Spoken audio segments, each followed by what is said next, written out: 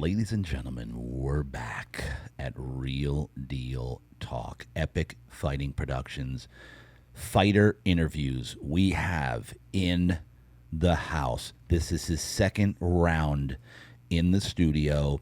He fought in the last Epic Fighting Productions fight, and lo and behold, check out, if you're watching this on video, there's a reason that there's a big ass trophy sitting next to him at this table, because at the last Epic Fighting fight, he had the knockout of the night. Moises, the Menace, Oslin. Bro, welcome back. How you doing? Okay, I say this every time. They're just so, everybody, they're so damn nice.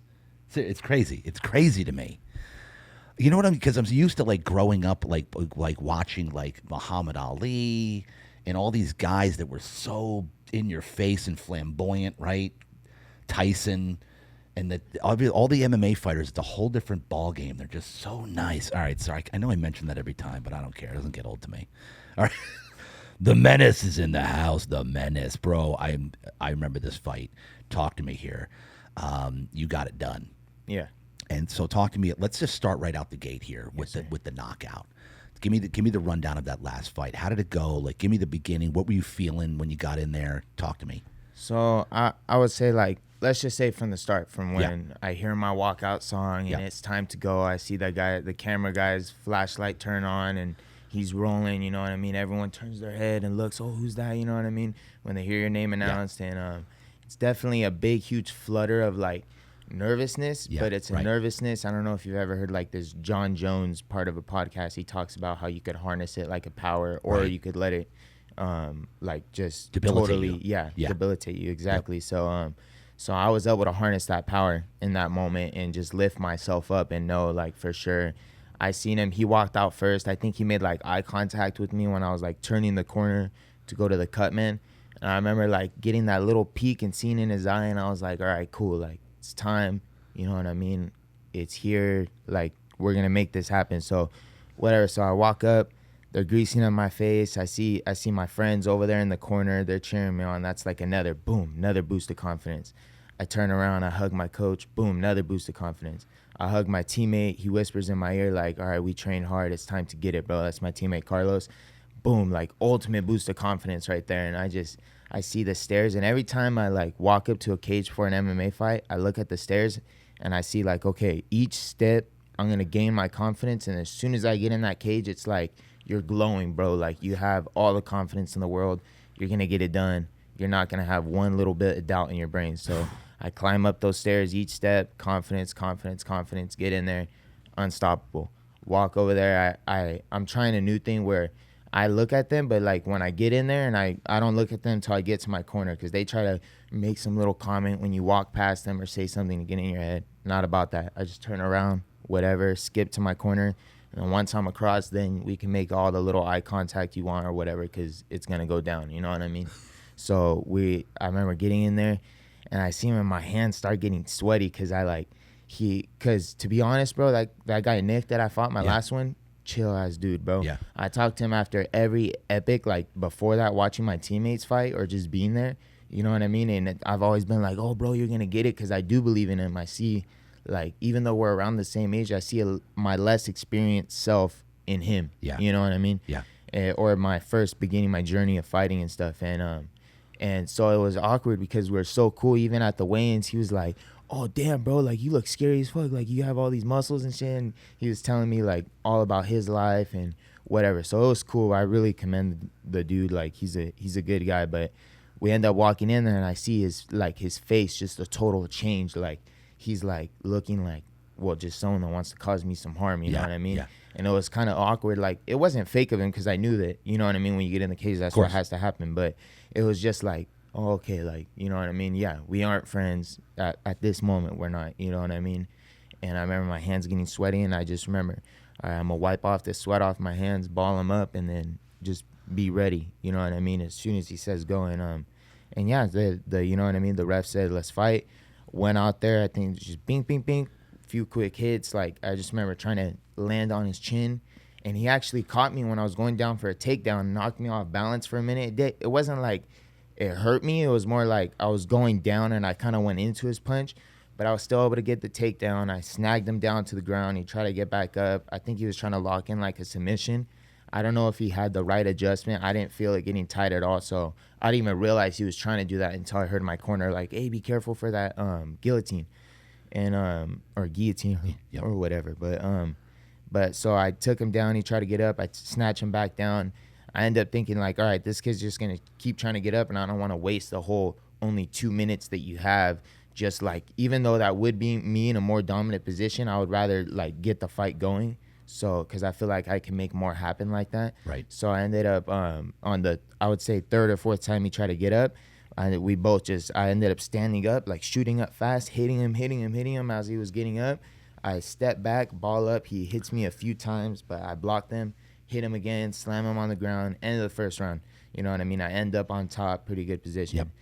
And then at that point, I was like, not pissed off at him, but pissed at like in myself, because I was like, the whole fight camp, I was thinking, all right, when I go out there, I'm finishing him in the first few seconds, bro. Like, you know what I mean? I need pressure, you know? So, because I didn't really be able to show that in my last fight, you know, before him. Right. So, whatever. So I remember like my corner comes in, Julio, and he's telling me something along the lines like, hey, bro, like next time you go out there, you need to make it happen. Like, I know you know what I mean? We thought we're going to finish him in the first round. It's no big deal. You're doing really good.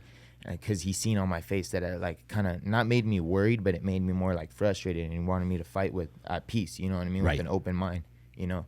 Because you can't really fight with emotions. That's how you end up in a wreck, you know? Right. So whatever. So he has told me like, all right, like you're good, bro. Like don't let it disturb or mess up your rhythm. Go out there and put it on him again right away.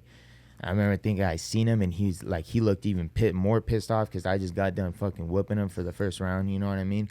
So I'm like, all right, cool. He's gonna try to come at me, and I'm just not gonna back up. I'm just gonna let him run into the brick wall. You know what I mean? Yep. And sure enough, he comes at me. I see him try to angle off to the side. Nope. Fucking lock targets on him. Start cracking him. Boom, boom, boom. And like I blink my eye, and all of a sudden I see him like shut his eyes, and I try to swing again.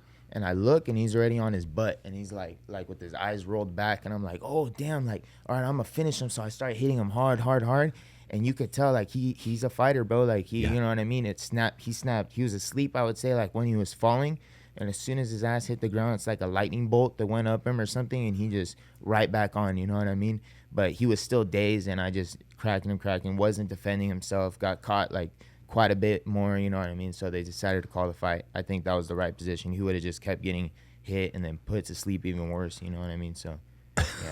And so did you know that you got a good clean hit that got him, like, basically knocked him out? Yeah, when I hit him, I already knew for sure. I was like, all right, like, so my fight before that, You could feel that hit. Yeah, I'd done a similar thing, dropped him, and I was more lazier with my ground and pound. So I remember thinking about that. As soon as I hit him, I seen him fall, and I was like, all right, I'm going to be on him right now. You know what I mean? Make sure that this gets called. Like, no leaving it up, no decision to anyone else, you know? Wow. Oh, dude, I'm so glad we started with that. That was a good recap. All right, so talk to me. Let's remind the listeners, the watchers. Let's remind them where you train out of. Let's give them a shout. I remember Julio, but let's shout out the gym. Let's shout out your trainers. Right now, I'm training out of Team Overtime. That's my main gym. That's who I'm going to be representing this fight. I've been going cross training at certain gyms like Dan Henderson's. I go to Peerless Jiu-Jitsu. I want to start trying to make it out to Millennium and see what they're about. But, anything that I can make it to. I also do Seventh Son Jiu-Jitsu in Wildemar. Those are the boys right there. They very, you know what I mean, ahead of the game, you know what I mean? They teach me some pretty good fundamentals in MMA. So right now I'm just going everywhere. I'm trying to gather as much knowledge as possible. So when I'm there, I have a wide variety of tools of whatever I want to use because I want to display more of a show this time. Yeah. Beautiful. Yeah. Any individual trainers or training partners that you want to shout out? Any specific names? For sure. So I have my boy Keanu, my brother. He's fighting on this card too. Nice. He got submission of the night. You know what That's I mean? right. Yeah, real badass little boy. Not little boy. He's a grown ass man, but he's smaller than me. So yeah, he's dope. He's with it. And then I got my training partner Carlos. He was always giving me the work I need. He's fought here before. And then I also train with my brother. He lives out there in Vegas. He's coming down for a fight soon. His name's Trevin. So he always gives me some pretty good work. I grew up, that's my boy that I grew up on the streets with. Yeah. So he's like, me and him are tight with it. You know what I mean? Yeah, So yeah. Yeah, I would say about those 3 people, I always have Julio willing to meet up with me and put in those countless hours of like the privates or just holding mids. He deals with the sometimes when we're doing some complicated combo and I accidentally crack him in the face or something like that. He's the man that's just gonna deal with it and like, all right, Moises, let's do this again. You know what I mean? And like, you know, so I definitely commend him for that. I got my other coach, Tony. Yep. Yeah, I would say he's another man that definitely does about the same thing. He teaches me all the jiu-jitsu fundamentals that I know and really shows me like what it takes to be, not to know how to fight, but what it takes to be a fighter and the spirit of like a warrior and stuff like that. So yeah. Okay, so remind everybody your motivation. Like who motivates you, what motivates you, your training, how much do you train, by the way? Let's go there. So I train, as of right now, I'm training a little bit more than my last fight. Yeah. So my last fight, I was training once to twice a day. But it would mainly fall in like once a day, a hard session, because I'm working a lot right now. I have full time. But I've unlocked to like a new mindset, a more mature mindset, and a more wanting to get after it, you know what I mean, type of mindset. So it doesn't matter how many hours I work now. When I get home, doesn't matter if it's 1:30, 2:30 in the morning. I go for my run, my 3 miles, a mandatory 3 miles, night and in the morning. So, sorry, excuse me. When I wake up, I do my 3 miles in the morning, and then whatever, I go get my daughter. Then I go to my training session so I can get down my fundamentals.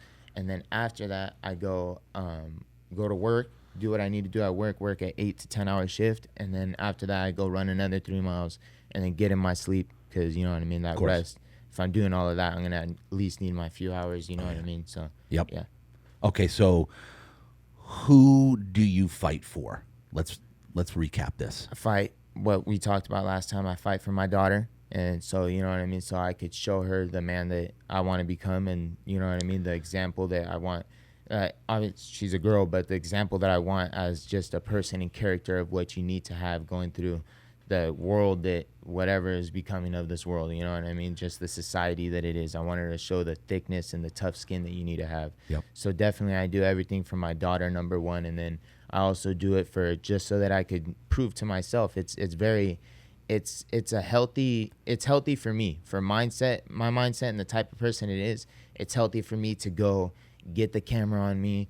Look what I've been training on. Look what I've been like training to do in this show that I can put on for you guys and the abilities that I have to show you. It's not just fighting. It's not just, oh, like I have the ability to hurt this guy. No, I have the ability to perform this beautiful presentation in front of you guys of violence. You know what I mean? And show you what it's like, what I can do to someone, you know what I mean? Not just hurt them, the plan or the techniques that I can do to slowly break them down into becoming the victor, you know what I mean? The one above them, you know? I love it, dude. So would you say coming into this fight, you're even more prepared, you're more mature, even better qualified? Would you say that with confidence? With confidence, yes. I'm very confident. I know the story's already written. Whatever's gonna happen is gonna happen, you know. But I'm definitely gonna make sure it stays on course to what I want to happen. Yep. You know. Do you know who you're fighting? Yes, I'm fighting. He fought at the last fight. He was the first fight. Yeah.